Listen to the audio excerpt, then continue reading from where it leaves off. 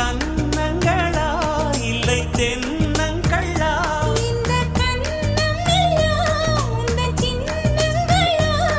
இங்கு நான் இருந்தேன் வெறும் மெய் எழுத்தாக, நீ வந்து சேர்ந்தாய் உயிரெழுத்தாக.